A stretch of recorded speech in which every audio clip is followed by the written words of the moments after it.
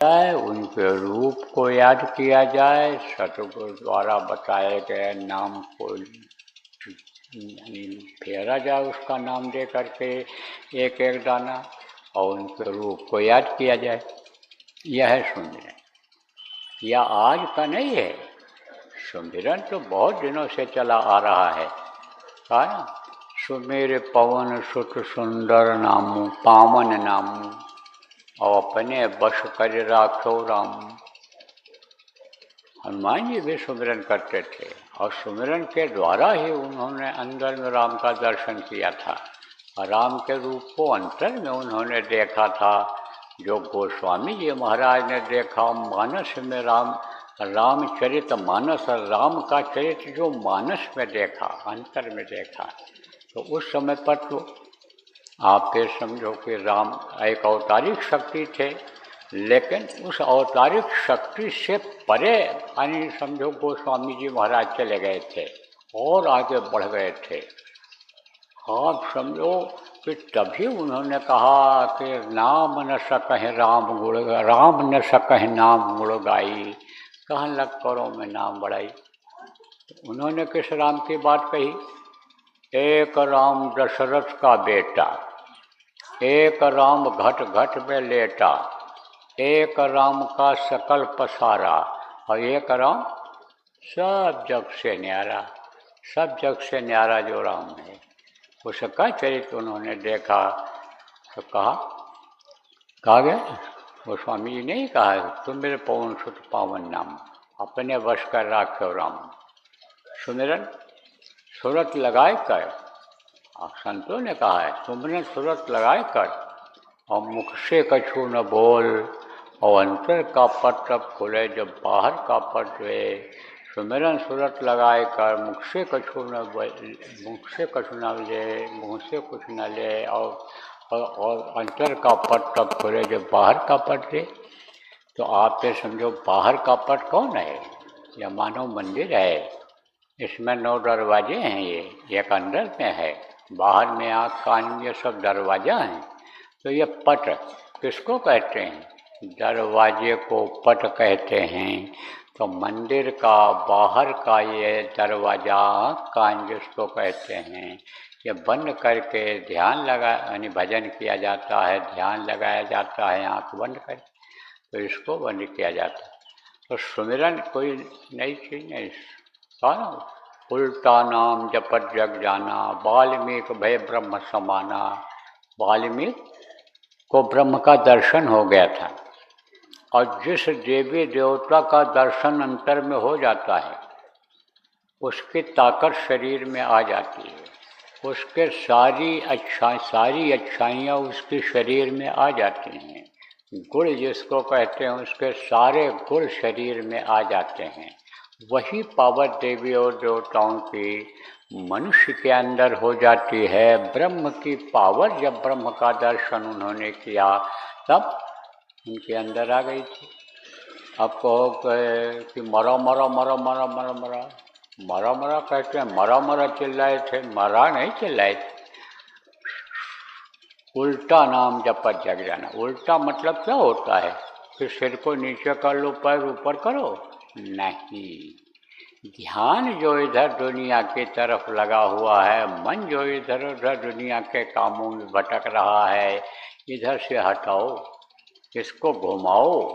तो कोई चीज़ जब नीचे से ऊपर कर दी जाती है तो कहते हो ये उल्टी हो गई, यह सामान उल्टा रखा हुआ है। ऐसे इसको उल्टो, इधर से उलट करके उधर लगाओ। तो जब इधर से ध्यान को उन्होंने हटाया और उधर लगाया, तब वो ब्रह्म के समान हुए। ध्यान लगाया जब उन्होंने। सुमिरन बहुत जरूरी है। सुमिरन आप ये समझो करने से क्या होता है, कर्म कटते हैं, अंदर की सफाई होती है। देखो बच्चियों, झाड़ू लगाती हो, झाड़ू लगाना बंद कर दो तो कूड़ा करकट गंदगी घर में इकट्ठा हो जाएगी, और गंदगी से ही गंदगी फैल जाती है, गंदगी से ही बीमारियां आ जाती हैं, बीमारियां पैदा हो जाएंगी। झाड़ू इसीलिए लगाती हो, सफाई इसीलिए करती हो। तो जैसे रोज़ झाड़ू लगाते हो घर में, उसी तरह से सुमिरन का झाड़ू जब रोज़ लगाते रहोगे तो जान में अनजान में शरीर से कोई गलती बन जाएगी। ध्यान कहीं गलत जगह पर लग गया, गलती बन गई। मन कहीं गलत चीज़ सोचने लग गया, गलती कर रहा है, तो उसकी हल्के फुल्की गलती की माफ़ी हो जाती है। तो इसलिए सुमिरन करना बहुत ज़रूरी है। और गलती अगर इकट्ठा होती गई, कई गलतियां इकट्ठा हो गई, तो अधिकारी कहता है कर्मचारी से कि अब तुम्हारा ट्रांसफ़र करूँगा ही करूँगा, अब तुमको निकाल बाहर करूँगा ही करूँगा, क्योंकि तुम्हारी कई गलतियां इकट्ठा हो गई हैं। तो गलती इकट्ठा न होने पावे, ये पाप जो कर्म बन जाते हैं ये इकट्ठा न होने पावें, इसलिए सुमिरन करना रोज जरूरी होता है। 24 घंटे में एक बार सुमिरन करना जरूरी होता है। ध्यान किसको कहते हैं? देखो, ये पिंडी शरीर, पिंड से ये बना है, माँ के पेट में पिंड ही बनता है सबसे पहले। तो इसमें एक बहुत बारीक सुराख है। काल भगवान ने सत्पुरुष से मसाला तो मांगा, आदमी बनाने का, पेड़ पौधा बनाने का, ये नदी नाला बनाने का, ये सब सूरज चंद्रमा बनाने का मसाला तो मांगा। आदमी बनाने का मसाला तो मिल गया उनको, लेकिन उतनी जगह को ये नहीं भर पाए जिससे जीवात्मा उतारी जाती है और निकाली जाती है। हम नए लोग जो आ पाए हो कहोगे भाई बार बार जीवात्मा की बात कर रहे हैं, जीवात्मा है क्या? जीवात्मा ये परमात्मा की अंश है, इन्हीं दोनों आँखों के बीच में बैठी हुई है, और जहाँ पर यह बैठी हुई है वहीं पर सुराख है, उसी सुराख से अंदर नीचे बैठाई गई है। तो उस सुराख को क्या कहते हैं? बहुत पतला सुराख, उसको ये नहीं बंद कर सकते, नहीं तो ये पराधीन हो गई जीवात्मा, फंस गई उनके हाथ में, और जब से ये फंसी तब से निकल नहीं पाई। इधर का उधर, उधर का उधर, उधर का उधर वो दौड़ाते रहे, इसी में जन्मते मरते रहे जीव, अपने प्रभु को ही भूल गए, पिता को ही भूल गए। उसको तो जब संत आए, तब जगाए बताए, तब इसकी तड़प बढ़ी, तब प्रीतम से मिलने की इच्छा हुई, तब गुरु से प्रेम किया कि पिता से मिलवाओ। तो आपको समझो सब बताया गया है, जो बराबर सत्संग सुने हो और सुनते रहोगे तो सब जान जाओगे, सीख जाओगे। तो ये जीवात्मा परमात्मा के अंश है, और ये शरीर के अंदर बैठी हुई है, और चारों तरफ इसका प्रकाश रोशनी रेंज है शरीर में, और वही चलाता है, जो रेंज प्रकाश है, ताकत है जीवात्मा की, वही इस शरीर को चलाती है। तो जीवात्मा कहाँ बैठी हुई है? इन्हीं दोनों आँखों के बीच में एक सुराख है, उसी सुराख के पास में वो है, वहीं पर है। उसी सुराख से इसमें बैठाई गई है, नीचे डाली गई है, और वही सुराख जब खुलता है तब उसी के द्वारा ये निकलती है ऊपर की तरफ। तो उसको क्या कहते हैं? दिव्य दृष्टि, आत्म चक्षुषो नेत्र। तो वो हो गया बंद। क्यों बंद हो गया?